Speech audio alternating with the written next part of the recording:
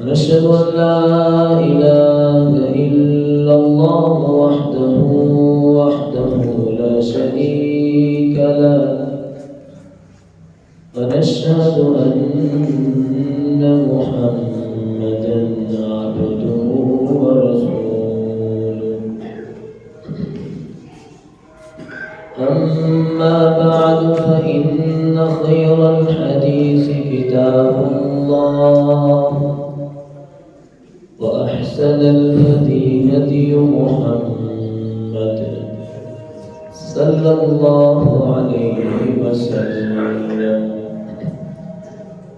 وشر الأمور محدثاتها وكل محدثة بدعة وكل بدعة ضلالة وكل ضلالة في النار.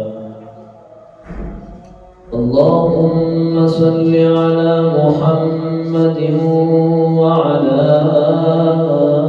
آل محمد كما صليت على إبراهيم وعلى آل إبراهيم إنك حميد مجيد. اللهم بارك على محمد وعلى آل محمد كما باركت على إبراهيم وعلى آل إبراهيم إنك حميد مجيد.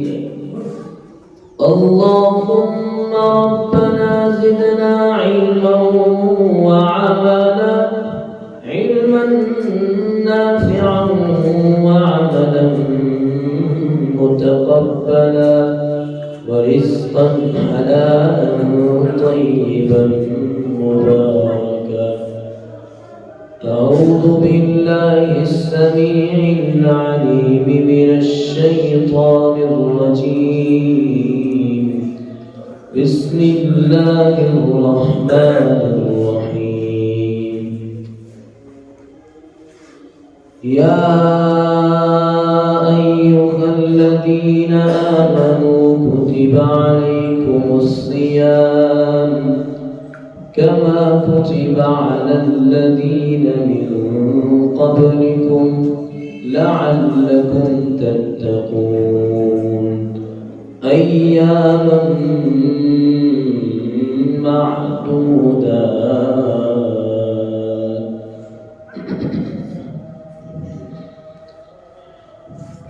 صدق اللہ العظیم.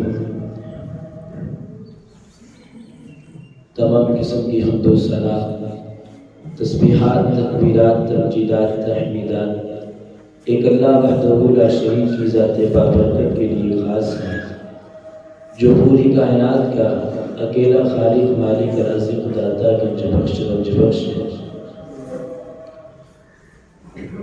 بے شمار لا تعداد انگنت بے حد و حساب درود و سلام آقا نامدار سرتاج رسول، فخر الانبیاء، تاجدار ختم نبوت.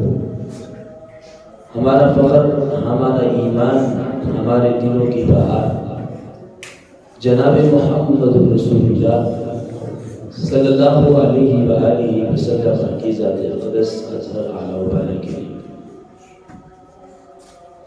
محترم، مکرم، معظم، محتشم بھائیوں، بزرگوں اور دوستوں،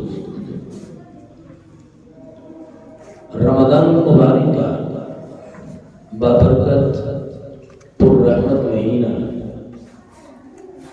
اپنی پوری رانائیوں اور شادمانیوں کے ساتھ، اپنی پوری بہاروں کے ساتھ ہم پر سایہ فکر ہے.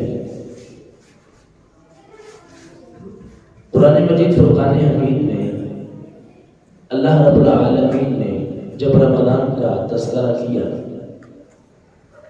تو جو الفاظ خدا نے استعمال کیے وہ الفاظ یہ ہیں ایام معدودات، کہ گنتی کے چند دن ہیں۔ آپ سمجھیں گے کہ 30 دن ہیں، 4 ہفتے ہیں، 420 گھنٹے ہیں، لیکن اللہ کہتے ہیں ایام معدودات، جن کو تم 30 دن سمجھ رہے ہو کہ پورا مہینہ ہے، اللہ کی نگاہوں میں یہ چند مختصر سے دن ہیں، اور یہ اس قدر تیزی کے ساتھ تم سے رخصت ہو جائیں گے کہ جس طرح ایک تیز ہوا کا جھونکا تمہیں چھو کر کے نکل جاتا ہے، تمہیں معلوم بھی نہ ہوگا کہ رمضان ختم ہو جائے گا۔ کیوں ایام معدودات کہ چند دن ہیں، تھوڑے سے لمحات ہیں، تھوڑے سے اوقات ہیں، تھوڑی سی گھڑیاں ہیں۔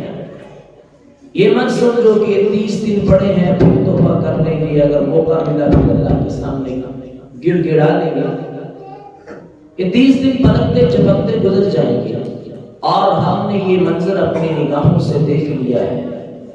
ابھی کل کی بات ہے، جب رمضان کا چاند نظر آیا تھا، ہر مومن کا دل باغ باغ تھا، خوشی سے بھرا تھا، اس کے چہرے پہ خوشی کی لہر دوڑ رہی تھی، وہ خوشی کے مارے پورا نہیں سما پا رہا تھا۔ کیوں کہ رمضان آ گیا، یہ بابرکت مہینہ آ گیا ہے، اس میں اللہ کو راضی کریں گے، اللہ کو خوش کریں گے۔ ابھی کل کی بات ہے کہ رمضان کا چاند نظر آیا تھا، لیکن آج دیکھیں، آج رمضان کے 9 روزے گزر گئے ہیں، 9 ایام گزر گئے ہیں، لیکن ہمیں پتہ ہی نہیں چلا، اور باقی کے 20-21 دن بھی یوں ہی گزر جائیں گے۔ ایام معدودات، چند دن ہیں۔ بڑا ہی مبارک شخص ہے، بڑا ہی سعادت مند بندہ ہے، بڑا ہی خوش نصیب شخص ہے کہ جس نے رمضان المبارک کے ان بابرکت لمحات کو غنیمت جانا اور اس میں اپنے اللہ کو راضی کر لیتا ہے۔ یہ موقع، یہ گھڑیاں، یہ ٹائم بار بار نہیں ملتے ہیں۔ رسول اکرم صلی اللہ علیہ وسلم جب رمضان المبارک کا بابرکت مہینہ اس کا آغاز ہوتا، پیارے پیغمبر علیہ السلام ممبر پر تشریف لے آتے ہیں، اپنے صحابہ کو مخاطب کر کے کہا کرتے تھے اتاکم رمضان، اتاکم رمضان شہر مبارک، میرے صحابہ خوش ہو جاؤ، تمہیں مبارک ہو، تمہارے لیے خوشخبریاں ہیں۔ خوشخبریاں کس چیز کی ہوتی تھی؟ شہر مبارک، ایک بابرکت مہینہ، رحمتوں سے لبریز مہینہ، اللہ کی کرم نوازنے والا مہینہ، بخششوں اور مغفرتوں سے بھرا ہوا مہینہ، رمضان المبارک کا بابرکت مہینہ تمہارے پاس آ گیا ہے۔ فتحت ابواب الجنت الثمانیہ، جنت کے 8 دروازے ہیں، اللہ نے 8 دروازے کھول دیے ہیں۔ فلم یغلق منها باب، رمضان کی آخری رات تک ان میں سے کوئی ایک دروازہ بھی بند نہیں کیا جاتا ہے۔ وغلقت ابواب جہنم، جہنم کے 7 دروازے اللہ نے بند کر دیے ہیں۔ فلم یفتح منها باب، رمضان کی آخری رات تک جہنم کا کوئی دروازہ کھولا نہیں جائے گا۔ فتحت ابواب الرحمہ، صبح شام دن رات اللہ کی رحمتوں کے نزول ہو رہے ہیں۔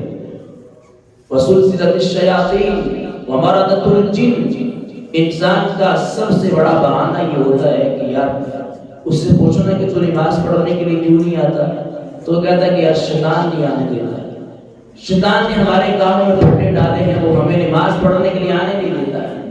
اس قدر زیادہ ہم پر حاوی ہے کہ ہمیں اللہ کی طرف نکلنے کا موقع ہی نہیں ملتا ہے۔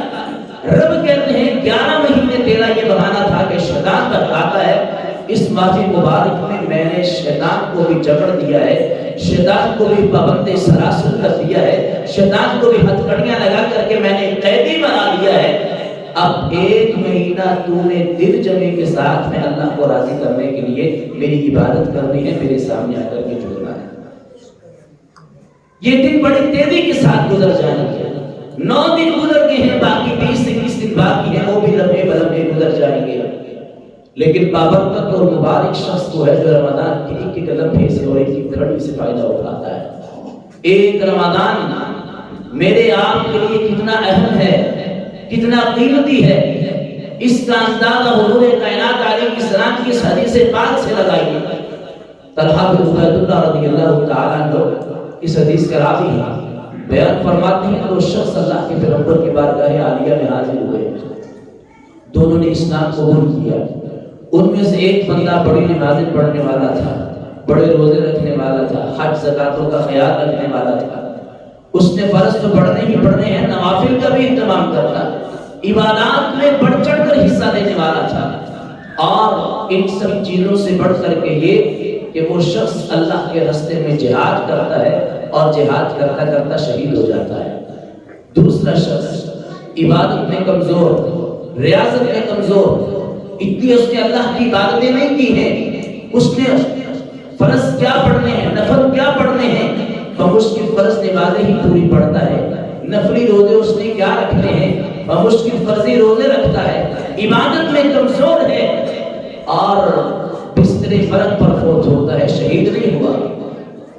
صحابی رسول فرماتے ہیں جو بندہ شہید ہوا تھا وہ 1 سال پہلے شہید ہو جاتا ہے، اور یہ جو عبادت میں کمزور تھا یہ 1 سال بعد فوت ہوتا ہے، شہید نہیں ہوا، بستر مرگ پر اس کی موت آتی ہے۔ صحابی رسول فرماتے ہیں میں نے خواب میں دیکھا وہ بندہ جو بستر مرگ پر فوت ہوا، جو عبادت میں ریاضت میں کمزور تھا، وہ اس شہید سے پہلے جنت میں جا رہا ہے۔ تو میں نے حضور کائنات علیہ السلام سے سوال کیا اللہ کے پیغمبر یہ کیسا معاملہ ہے؟ اس نے نمازیں بھی زیادہ پڑھی ہیں، اس نے روزے بھی زیادہ رکھے ہیں، پھر وہ شہید ہو رہا ہے اور یہ شہید ہوئے بغیر اس سے پہلے جنت میں کیسے؟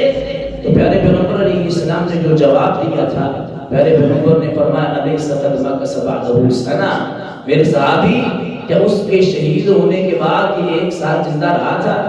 نام کیا رسول اللہ کے پیغمبر رہا تھا۔ فادرہ کا رمضان، اس 1 سال کا رمضان کا مہینہ آیا تھا، فصامہ قیامہ، اس پہ اس نے روزے رکھے، قیام کیا، رکوع کیا، سجدہ کیا، اللہ کو خوش کیا، خدا کو راضی کیا، جو اللہ اس سے ناراض تھا اس مالک کو خوش کر کے گیا ہے۔ یہ 1 رمضان اس کی اس قدر زیادہ کام آ گیا، اس کی حسنات میں، اس کی نیکیوں میں اس قدر زیادہ اضافے کا سبب بن جاتا ہے کہ اس 1 رمضان کی وجہ سے وہ بندہ اس شہید سے پہلے جنت میں چلا جاتا ہے۔ اور پیارے پیغمبر علیہ السلام نے فرمایا کہ تو نے تو یہ دیکھا ہے نا کہ وہ پہلے جنت میں جا رہا ہے، لیکن میں محمد صلی اللہ علیہ وسلم تجھے اندر کی خبر دیتا ہوں۔ وہ اندر کی خبر کیا ہے؟ فرمایا تو نے یہ دیکھا کہ وہ پہلے جنت میں گیا، میں تمہیں بتاتا ہوں اس شہید کے اور اس بعد میں فوت ہونے والے انسان کے درجات میں اتنا فاصلہ ہے جتنا فاصلہ زمین و آسمان کے درمیانی خلا کا فاصلہ ہے۔ وہ بعد میں فوت ہونے والا عبادت میں کمزور تھا، 1 رمضان کی وجہ سے اس نے صحیح طریقے کے ساتھ اللہ کو راضی کیا، اس شہید سے اونچا درجہ حاصل کر کے لے گیا۔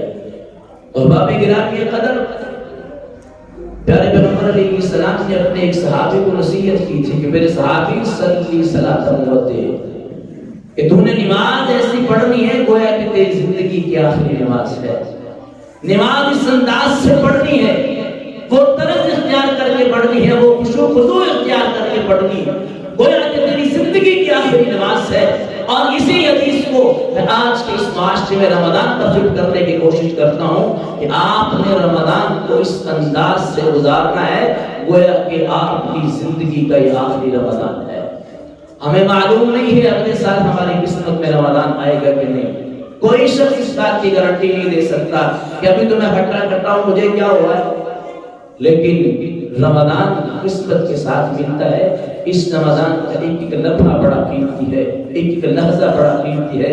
صحابہ کرام رضوان اللہ علیہم اجمعین جب رمضان کا مہینہ شروع ہوتا اپنے سارے کاموں کو چھوڑ کر کے ایک اللہ کو راضی کرنے میں لگ جایا کرتے تھے، کیونکہ وہ جانتے تھے کہ یہ ایک مہینہ 11 مہینوں سے کہیں زیادہ بڑھ کر کے ہے، افضل ہے، اعلیٰ ہے۔ جس نے اس مہینے کو صحیح طریقے سے گزار لیا، اس مہینے میں اللہ کو راضی کر لیا، جو خدا کا حق تھا اس مہینے میں اس نے پورا کرنے کی کوشش کی، اللہ کو راضی کیا، یہ رمضان المبارک کا ایک مہینہ اس کی بخشش کے لیے، اس کی مغفرت کے لیے کافی ہے۔ رمضان المبارک کے بابرکت مہینے میں ہم روزہ رکھتے ہیں۔ آج میں نے آپ نے اپنا محاسبہ کرنا ہے۔ قرآن مجید فرقان حمید میں اللہ رب العالمین نے جو روزے کا مقصد بیان کیا ہے، یا ایھا الذین آمنوا کتب علیکم الصیام کما کتب علی الذین من قبلکم لعلکم تتقون، کہ اہل ایمان تم پر روزوں کو فرض میں نے اس لیے کیا ہے لعلکم تتقون، تاکہ تم متقی بن جاؤ، تاکہ تم پرہیزگار بن جاؤ، تاکہ تمہارے دلوں میں اللہ کا خوف بیٹھ جائے۔ میرا آپ سے سوال یہ ہے، ہم نے رمضان کے 9 روزے رکھ لیے ہیں، رمضان کا تیسرا حصہ ہم نے گزار لیا ہے، آپ اپنے گریبان میں جھانکتے ہیں، میں بھی اپنے گریبان میں جھانکتا ہوں۔ ہر ایک بندہ اپنے آپ سے سوال کرے کہ رمضان کے 9 روزے رکھنے کے بعد کیا میرے دل میں اللہ کا خوف آیا ہے کہ نہیں آیا ہے؟ 9 روزے میں نے رمضان کے رکھ لیے ہیں، میں نے 9 روزے پورے یقین کے ساتھ اللہ سے ثواب کی امید رکھتے ہوئے میں نے رکھے، لیکن جو مقصد اللہ نے ذکر کیا تھا لعلکم تتقون، انسانوں کو پورا مہینہ روزہ رکھوانے کا مقصد یہ ہے لعلکم تتقون، تاکہ تم متقی بن جاؤ، تاکہ تمہارے دلوں میں اللہ کا خوف بیٹھ جائے، اللہ کا ڈر بیٹھ جائے۔ آپ اپنے آپ سے سوال کریں، کیا میرے دل میں اللہ کا خوف ہے؟ کیا گناہ کرنے سے قبل میرا دل تھر تھر کانپتا ہے، میرا ضمیر مجھے جھنجھوڑتا ہے، میرا ضمیر مجھے آواز دیتا ہے کہ بھائی نہ کر، یہ اللہ کی نافرمانی والا کام ہے، بھائی نہ کر، یہ اللہ کو ناراض کرنے والا کام ہے؟ کیا گناہ کرنے سے قبل مجھے میرا دل آواز دیتا ہے کہ جس کام کی طرف تو لپک رہا ہے، جس کام کو کرنے کے لیے تیار ہو رہا ہے، اس کام کی وجہ سے اللہ کا غضب بڑھتا ہے، اللہ کا غصہ جوش مارتا ہے، اللہ ناراض ہوتے ہیں؟ اگر آپ کے سوال کا جواب ہاں میں ہے تو آپ خوش ہو جائیے، وہ مقصد جو اللہ نے قرآن میں ذکر کیا تھا آپ پورا کر رہے ہیں۔ لیکن اگر جواب نہ میں ہے، آپ کہتے ہیں کہ نہیں بھائی، ابھی گناہ کرنے سے قبل مجھے اندر سے آواز نہیں لگتی، میرا ضمیر مجھے نہیں جھنجھوڑتا کہ میں گناہ کرنے لگا ہوں، مجھے روکتا نہیں ہے، تقویٰ میرے دل میں ابھی تک نہیں آیا ہے، تو پھر میں آپ سے گزارش کروں گا کہ وہ مقصد جو قرآن نے ذکر کیا ہے، وہ مقصد جو رحمان نے ذکر کیا ہے، وہ مقصد جو حضور کائنات علیہ السلام اپنی امت میں لانا چاہتے تھے کہ روزے رکھوا کر کے تمہیں بھوکا پیاسا رکھنا مقصود نہیں ہے، صبح سے لے کر شام تک بھوک پیاس سے دور رکھنا تمہیں مقصود نہیں ہے۔ اللہ کو مزہ نہیں آتا ہے صبح سے لے کر شام تک تمہیں بھوکا پیاسا رکھ کر کے جو چیزیں تمہارے لیے حلال تھی ان سب چیزوں کو تم پر حرام کر کے یہ 12-15 گھنٹے بھوکا پیاسا رکھ کر کے اللہ کو مزہ نہیں آتا، بلکہ اللہ تمہارے دلوں میں اپنا خوف بٹھانا چاہتے ہیں۔ تمہیں معلوم ہو کہ ہمارا رب ہے، آپ کو پتا ہو ہم نے ایک اللہ کے سامنے کھڑے ہونا ہے، آپ کو معلوم ہو کہ میں نے ایک اللہ کی بارگاہ میں جا کر کے جواب دہ ہونا ہے، آپ کو پتا ہو کہ میں نے ایک اللہ کے حضور کھڑے ہو کر کے اپنی 40-50 سالہ زندگی کو جو میں بڑے آرام سے گزار رہا ہوں، بڑے خوش و خرم زندگی گزار رہا ہوں، ناز و نعم میں پل رہا ہوں، میں اللہ کی نعمتوں کو اڑا رہا ہوں، میں نے اس ایک ایک نعمت کا حساب و کتاب دینا ہے۔ جس دن خدا کا خوف اور اللہ کا ڈر میرے آپ کے دل میں آ گیا، یقین جانیے یہ سارے گناہ، یہ ساری غلطیاں دور ہٹ جائیں گی۔ آج ہم گناہ کیوں کرتے ہیں؟ سب سے بڑی وجہ یہ ہے کہ ہمارے دلوں میں اللہ کا خوف نہیں ہے۔ روزہ رکھ کر کے بھی ہم گناہ کر رہے ہوتے ہیں۔ حاجی صاحب نے روزہ رکھا ہے، نمازی صاحب نے روزہ رکھا ہے، صبح سے لے کر شام تک یہ بھائی جان روزے سے ہیں، لیکن فراڈ کرنے سے باز پھر نہیں آتے ہیں، دودھ میں پانی ملانے سے باز پھر نہیں آتے ہیں، کم تولنے سے باز پھر نہیں آتے ہیں۔ ان کا دعویٰ یہ ہے کہ میں نے روزہ رکھا ہے۔ حضور کائنات علیہ السلام نے فرمایا تھا من لم يدع قول الزور والعمل به، جس بندے نے غلط بات کہنا اور غلط کام کرنا نہیں چھوڑا، فلیس للہ حاجہ ان يدع طعامه وشرابه، اللہ کو کوئی ضرورت نہیں ہے کہ وہ صبح سے لے کر شام تک بھوکا پیاسا رہے۔ اگر صبح سے لے کر شام تک بھوکا پیاسا رہ کر کے آپ کو یہ احساس ہی نہ ہو کہ میں نے ایک اللہ کے سامنے کھڑے ہو کر کے جواب دینا ہے، تو مجھے بتائیے یہ بھوکا پیاسا رہنے کا مقصد کیا ہے؟ یہ فائدہ کیا ہے؟ ثواب اس وقت ملتا ہے، جزا اس وقت ملتی ہے، بدلہ اس وقت ملتا ہے، اللہ کے ہاں انعام اس وقت ہے جب وہ مقصد جو قرآن نے ذکر کیا ہے لعلکم تتقون، اے اہل ایمان روزے رکھوانے کا تمہیں مقصد یہ ہے کہ تم اپنے دلوں میں اللہ کا خوف بٹھا لو، اور جب دل میں اللہ کا خوف بیٹھ جائے صحیح معنوں میں انسان اللہ سے ڈرنا شروع کر دے۔ یقین جانیے قرآن مجید فرقان حمید میں اللہ رب العالمین نے وہ انعام ذکر کیے، اگر صحیح معنوں میں انسان اپنے دل میں اللہ کا خوف لے آئے انسان کی ساری ٹینشنیں دور ہو سکتی ہیں۔ سورہ طلاق میں اللہ فرماتے ہیں وَمَن يَتَّقِ اللَّهَ يَجْعَل لَّهُ مَخْرَجًا۔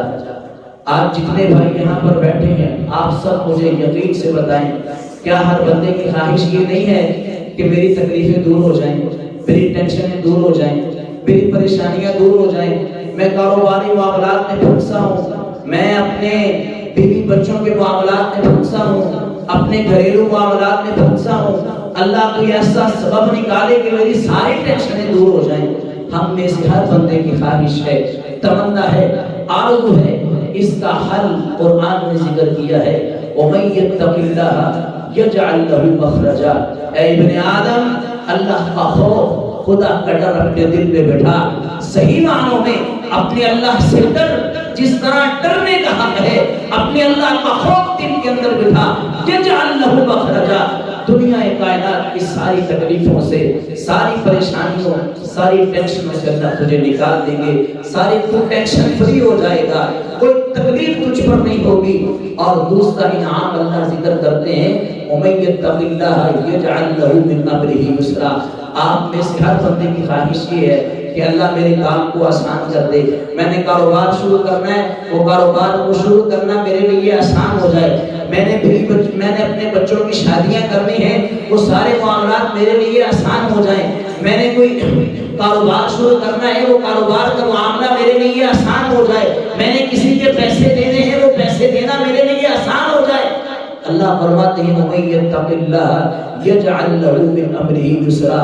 انسان صحیح معنوں میں میرا خوف، میرا ڈر اپنے دل میں بٹھا، اللہ تیری زندگی کے ہر معاملے کو تیرے لیے آسان بنا دیں گے۔ تو جس کام کا بھی ارادہ کر، تو نے بچوں کی شادیاں کرنی ہے، تیرے پاس پیسے نہیں، تیرے پاس اخراجات نہیں ہے، اللہ پورے کر دیں گے۔ آپ نے کاروبار شروع کرنا ہے، آپ کے پاس کچھ نہیں ہے، فرمایا تقوی اختیار کرتے رہو، اللہ تمہاری ساری ٹینشنوں کو دور کر دیں گے۔ اور تیسرا انعام وَيَرْزُقْهُ مِنْ حَيْثُ لَا يَحْتَسِبُ۔ آج کے اس معاشرے میں، اس حالات میں ہر بندہ مہنگائی سے پریشان ہے، مہنگائی کا رونا روتا ہے، مارے گئے، ہم تو ختم ہو گئے، حکمرانوں نے ہمارا بیڑا غرق کر دیا، انہوں نے ہمارا چھوڑا کچھ نہیں، یہ سارا لوٹ کر کے باہر لے گئے۔ ہر بندے کا رونا یہ ہے میرے گھر میں کھانے کے لیے کچھ نہیں ہے، مہنگائی پورے عروج پر ہے۔ رب کہتے ہیں انسان میرا خوف اپنے دل میں بیٹھا، مجھ سے ڈر، مجھ سے خوف کھا، میرا ڈر اپنے دل میں بٹھا لے گا۔ وَيَرْزُقْهُ مِنْ حَيْثُ لَا يَحْتَسِبُ، تجھے اللہ وہاں سے رزق دیں گے جہاں سے تیرے وہم و گمان میں بھی نہیں ہوگا۔ تیرے گھر میں آٹا کہاں سے آ رہا ہے تجھے معلوم نہیں ہوگا، تیرے بٹوے میں پیسے کہاں سے آ رہے ہیں آپ کو معلوم نہیں ہوگا، آپ کے گھر کے اخراجات کیسے چل رہے ہیں، کیسے پورے ہو رہے ہیں آپ کو معلوم نہیں ہوگا۔ وَيَرْزُقُهُ مِنْ حَيْثُ لَا يَحْتَسِبُ، سب سے بڑی وجہ یہ ہے کہ انسان جب تیرا دل میرے خوف سے لبریز ہو جائے تو حقیقت میں مجھ اللہ سے ڈرنا شروع کر دے تو اللہ تیری ساری رزق کی تنگیوں کو دور کر دیں گے۔ اور چوتھا انعام وَمَن يَتَّقِ اللَّهَ يُكَفِّرْ عَنْهُ سَيِّئَاتِهِ، انسان تو گنہگار ہے، خطاکار ہے، سیاہکار ہے، نافرمان ہے، غلطیاں کر بیٹھتا ہے۔ ہر مومن بندے کے دل کی خواہش یہ ہوتی ہے اللہ زندگی میں جو گناہ مجھ سے ہو جائے میرے گناہوں کو معاف فرمانا۔ یہ خواہش سب کی ہے کہ نہیں؟ بولے ہے کہ نہیں؟ سب کی خواہش ہے اللہ میں غلطیاں کرتا ہوں، میں نافرمانیاں کرتا ہوں، میں گناہوں میں پسا ہوا ہوں، صبح شام تیری نافرمانیاں کر رہا ہوں، اللہ تو ایسا کرم کما میری ساری غلطیاں معاف ہو جائیں۔ فرمایا وَمَن يَتَّقِ اللَّهَ يُكَفِّرْ عَنْهُ سَيِّئَاتِهِ، ابن آدم میرا خوف اپنے دل میں بیٹھا، میرا تقوی، میرا ڈر اپنے دل میں جس دن تو بٹھا لے گا میں خدا تیری زندگی کے گزشتہ سارے گناہوں کو معاف فرما دوں گا۔ کل قیامت کا دن ہوگا، جنت ہم سب اس کے مشتاق ہیں، اس کی چاہت کرتے ہیں۔ اللہ ہم سب کو جنت میں داخل فرمانا، اللہ ہم سب کو اپنے حبیب کا دیدار جنت میں ہمیں نصیب فرمانا۔ فرمایا کہ تلک الجنت التی نورث من عبادنا من کان تقیا، یہ جنت جو میں نے بنائی ہے یہ میرے ان خوش نصیب بندوں کے لیے ہے جنہوں نے دنیا میں میرا خوف اور میرا ڈر اپنے دل میں بٹھایا تھا۔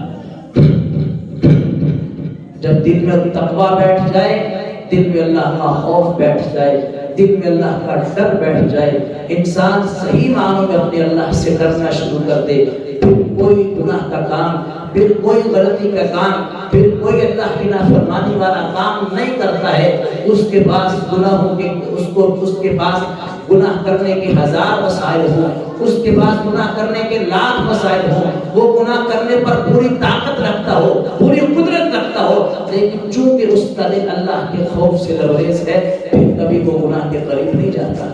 اور اس کی بہت بڑی مثال سیدنا یوسف علیہ السلام کی ہے۔ عزیز مصر کی بیوی ذات بھی ہے، جمال بھی ہے، حسن بھی ہے، شہرت بھی ہے، عزت بھی ہے، مال و متاع بھی ہے، ہر چیز ہے، تنہائی، خلوت، سب کچھ۔ دعوت زنا دی، ہائی طلاق کا لفظ بولا، تو سیدنا یوسف علیہ السلام نے جو الفاظ اپنی زبان سے نکالے تھے، قال معاذ اللہ، اللہ کی پناہ، انی اخاف اللہ، میں اللہ سے ڈرتا ہوں۔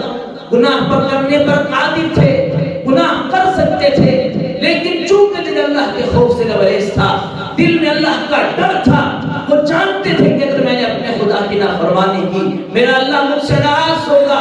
اپنے اللہ کی نافرمانی کو مول نہیں لیا، اس عورت کی دعوت کو ٹھکرا کر کے دل میں اللہ کا خوف، اللہ کے ڈر کو ٹھہرایا، اور پھر اسی تقوی کی بنیاد پر چند ہی سالوں کے بعد جو عزیز مصر کی بیوی ان کو اس دعوت زنا دے رہی تھی، اسی مصر کا مالک، اسی مصر کا مالک و مختار اللہ نے سیدنا یوسف علیہ السلام کو بنایا، اور پوری انسانیت کو یہ سبق دیا تھا کہ اس دن تم میرا خوف اپنے دل میں بٹھا لو گے، آپ پسماندہ علاقے میں رہتے ہیں، آپ کے گھر کے اخراجات صحیح نہیں چل رہے، گھر کے حالات ٹھیک نہیں چل رہے، آپ بڑے پریشان ہیں، پشیمان ہیں، لیکن جب دل میں اللہ کا خوف آ جائے گا، حالات یوں پلٹا کھائیں گے، حالات یوں مڑیں گے، آپ کو معلوم نہیں ہوگا، ساری ٹینشنیں دور ہو جائیں گی، ساری نظر کی تنگیاں دور ہو جائیں گی، لیکن شرط یہ ہے کہ دل میں تم نے اللہ کا خوف بٹھانا ہے۔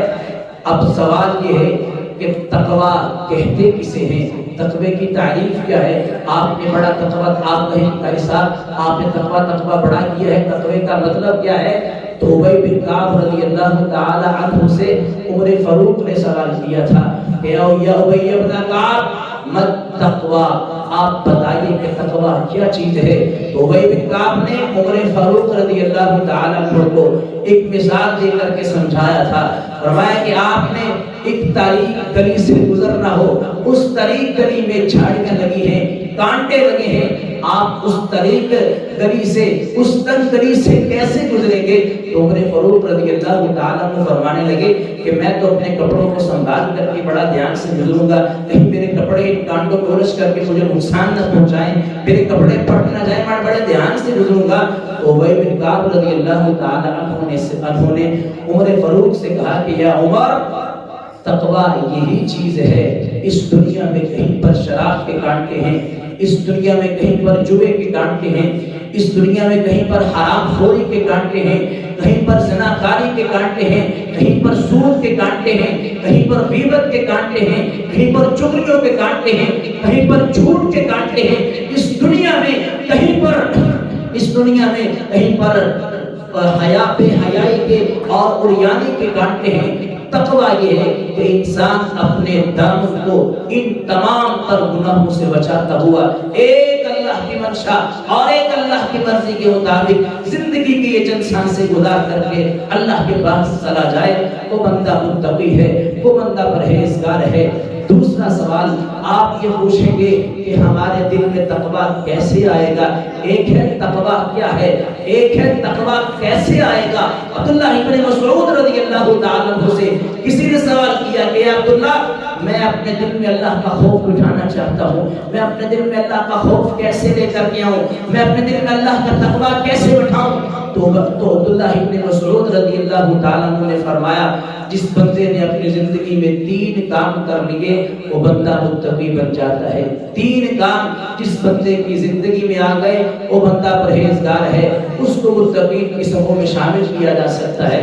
پہلا کام یشکر، ہمیشہ آپ نے اپنے مالک کی شکر گزاری کرنی ہے۔ آپ کی زندگی میں وہ لمحہ کبھی نہ آئے، وہ لحظہ کبھی نہ آئے آپ نے کھانا کھا کر کے ٹکار مار کے کہا ہو کہ بھائی نمک کم تھا، مرچیں زیادہ تھی، اس میں یہ تھا، اس میں وہ تھا، یوں ہو جاتا تو خدا ہو جاتا۔ کھانا کھانے کے بعد یا اللہ کی کوئی نعمت استعمال کرنے کے بعد خدا کی نعمت کی ناشکری نہیں کرنی۔ اگر کبھی یقین نہ ہو، اگر کبھی آپ کو پتہ نہ چلے تو اپنے سے نیچے والے بندے کو دیکھنا جس کے پاس کھانے کے لیے یہ بھی چیزیں نہیں ہیں۔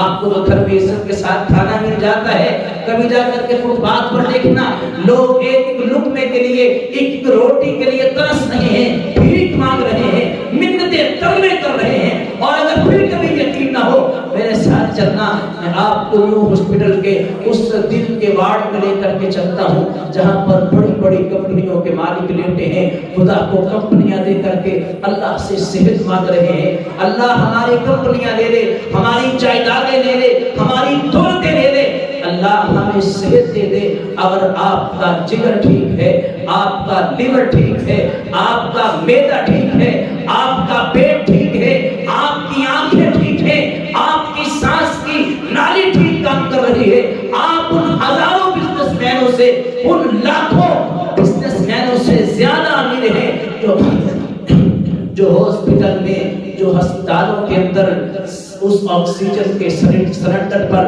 زندگی کو گزارنے پر مجبور ہیں۔ آپ کا لیور ٹھیک کام کر رہا ہے، آپ کا معدہ ٹھیک کام کر رہا ہے، آپ ان کروڑوں بزنس مینوں سے زیادہ امیر ہیں۔ اس لیے یشکر، ہمیشہ اپنے مالک کو شکر گزاری کرنی ہے۔ تھوڑا ملا ہے یا زیادہ ملا ہے، اچھا ملا ہے یا پھر بالکل نہیں ملا ہے، جیسا بھی ملا ہے اپنے مالک کا ہر حال میں شکریہ ادا کرنا ہے۔ اور شکریہ ادا کرنے کا بہترین طریقہ کیا ہے؟ انسان، حضور کائنات علیہ السلام نے فرمایا تھا اپنے سے نیچے والے بندے کو دیکھو۔ اگر آپ کے پاس موٹر سائیکل ہے تو گاڑی والے کو نہیں دیکھنا، اس کو دیکھنا ہے جس کے پاس سائیکل ہے۔ اگر آپ کے پاس سائیکل ہے اس کو دیکھو کہ جس جو پیدل چل رہا ہے۔ اگر آپ پیدل چل رہے ہیں اس کو دیکھو کہ جس کے پاس چلنے کے لیے ٹانگیں بھی نہیں ہیں۔ اور اگر آپ کے پاس ٹانگیں نہیں ہیں تو پھر اس شخص کو دیکھو جو اپنے آپ سے ہلنے سے بھی معذور ہے، بالکل ایک جگہ پر بے جان پڑا ہے۔ حضرات گرامی قدر، اپنی زندگی میں یہ معمول بنائیں کہ میں نے اللہ کی شکر گزاری کرنی ہے۔ تقویٰ اختیار کرنے کا پہلا طریقہ یہ ہے کہ ہمیشہ انسان اپنے مالک کی شکر گزاری کرے، اور دوسرا طریقہ یہ ہے ہمیشہ اپنے اللہ کا ذکر کرنا ہے، اپنے اللہ کو یاد کرنا ہے۔ صبح ہو یا شام ہو، دن ہو یا رات ہو، جو بھی لمحہ، جو بھی گھڑی گزرے وہ اللہ کے ذکر سے خالی نہ ہو۔ آپ نے کسی کو گالی دینی ہے، گالی دینے سے 1000 گنا بہتر ہے کہ آپ اپنی زبان سے سبحان اللہ پڑھیں۔ آپ نے کسی کو مندہ بولنا ہے، اس مندہ بولنے سے زیادہ کئی 1000 گنا بہتر ہے آپ لا حول ولا قوت الا باللہ پڑھیں۔ دوسرا طریقہ اپنے دل میں تقویٰ اختیار کرنے کا، تقویٰ لانے کا، انسان ہمیشہ اپنی زبان کو اللہ کے ذکر سے، خدا کی یاد سے تر رکھے۔ اور تیسرا طریقہ یہ ہے یعطا، ہمیشہ اپنے مالک کی اطاعت کرنی ہے، اپنے مالک کی بات کو ماننا ہے۔ یہ نہیں کہ صرف رمضان کا مہینہ ہے، مسجدیں بھری ہیں، مسجدیں آباد ہیں، مسجدوں میں رونق ہے، جیسے ہی رمضان کیا مسجدیں بھی ویران ہو جائیں۔ نہیں، جو رمضان میں خدا ہے وہی رمضان کے بعد بھی خدا ہے۔ جو رمضان میں مؤذن حی علی الصلاۃ حی علی الفلاح کی صدا لگاتا ہے، رمضان کے بعد بھی وہی صدا لگتی ہے، حی علی الصلاۃ حی علی الفلاح۔ جس طرح رمضان میں تم اللہ کا حکم مان کر کے خدا کے سامنے جھکتے ہو، اسی طرح رمضان کے بعد بھی اللہ کے حکم کو ماننا ہے، خدا کے حکم کو تسلیم کرنا ہے، اللہ کی بات کو ماننا ہے۔ ربا تو نے بلایا ہے، مجھے لاکھ کام ہے، مجھے 1000 کام ہے، میں اپنے سارے کاموں کو چھوڑ کر کے تیری ایک بات کو ماننے کے لیے تیار ہوں۔ تو 3 کام کرنے ہیں تقویٰ لانے کے لیے۔ پہلا کام یشکر، اللہ کا شکریہ ادا کرنا ہے۔ دوسرا کام یذکر، ہمیشہ اپنے مالک کا ذکر کرنا ہے۔ اور تیسرا کام اپنے مالک کی اطاعت کرنی ہے۔ اس نے جس بات کی طرف بلایا ہے دل و جان کے ساتھ اس بات کی طرف لگ جانا ہے، جس سے روکا ہے اس سے رک جانا ہے۔ جس بندے میں یہ 3 کام آ گئے وہ بندہ متقی بن جائے گا، اور متقی جو بن گیا اس نے روزے رکھنے کے مقاصد کو پورا کر لیا ہے۔ رمضان کے 9 دن ہم نے گزار لیے ہیں۔ ہر رات افطاری کے وقت یا رات کو بستر پر سوتے وقت، لیٹتے وقت آپ اپنا محاسبہ کیا کریں۔ آپ اپنے پورے دن کو چیک کیا کریں کہ اس پورے دن میں نے کتنی نیکیاں کی ہیں، میں نے کتنے کام اللہ کی فرما برداری والے کیے ہیں، میں نے کتنے کام اللہ کی نافرمانی والے کیے ہیں، کتنی نمازیں میں نے باجماعت پڑھی ہیں، کتنا میں نے قرآن پڑھا ہے، کتنا میں نے ذکر کیا ہے، اور کتنی میں نے ایک دوسرے کو گالیاں دی ہیں۔ جو گالیاں دی ہیں، جو برے الفاظ زبان سے نکلتے ہیں، ان پر استغفار کریں، اور جو قرآن پڑھا ہے ان پر اللہ سے دعا مانگیں کہ اللہ اس کو اپنی بارگاہ میں قبول و منظور فرما۔ ہر رات اپنا محاسبہ کر کے سویا کریں۔ جب یہ انسان محاسبہ کرتا ہے اس میں مزید بہتری آتی ہے، وہ پہلے سے بڑھ کر کے اللہ کی عبادت کی طرف لگ جاتا ہے۔ اللہ مجھ آپ کو صحیح معنوں میں اپنی بندگی اور اپنی اطاعت والے کام کرنے کی توفیق عطا فرمائے۔ رمضان میں جو ہم نے عبادات کی ہیں ان گزشتہ 9-10 دنوں میں اللہ قبول فرمائے۔ جو کمی کوتاہی ہوئی ہے اللہ معاف فرمائے، اور باقی کے 20 سے بہتر گزارنے کی توفیق عطا فرمائے۔ باجماعت نماز کی پابندی کریں۔ رمضان میں یہ معمول بنائیں اپنا کہ میری کوئی فرض نماز باجماعت نہیں رہنی چاہیے، میں ہر نماز باجماعت پڑھوں گا۔ کوئی روزہ آپ کا نہیں چھوٹنا چاہیے۔ آپ کو 1,00,000 کام ہے، آپ کو 1000 کام ہے، سارے کاموں کو سائڈ پر رکھ کر کے صرف روزہ رکھنا ہے۔ اگرچہ آپ کا کوئی کام ہو یا نہ ہو، اور اس کے علاوہ قرآن مجید کی تلاوت کریں، اپنے اللہ کو یاد رکھیں، زیادہ سے زیادہ ٹائم اپنے اللہ کو دیں۔ اللہ مجھ آپ کو صحیح معنوں میں رمضان 3 بہاروں کو صرف ان بہاروں سے مستفید ہونے کی توفیق عطا فرمائے۔ رمضان میں اللہ کی عبادت اور خدا جو ہم سے ناراض ہے اس کی ناراضگی کا ایک بہت بڑا جو ہمیں دیکھنے کو مل رہا ہے وہ یہ بے موسمی بارشیں جو اس وقت ہم پر برس رہی ہیں۔ گندم کی کٹائی کا وقت آ چکا ہے، اور اس وقت بارشوں کا ہونا یہ اس بات کی واضح دلیل ہے کہ اللہ ہم سے ناراض ہے، اللہ ہم سے ناخوش ہے، اللہ ہم پر ناراض ہے۔ اس مالک کو راضی کرنے کے لیے استغفار کریں، اللہ کو خوش کریں۔ اللہ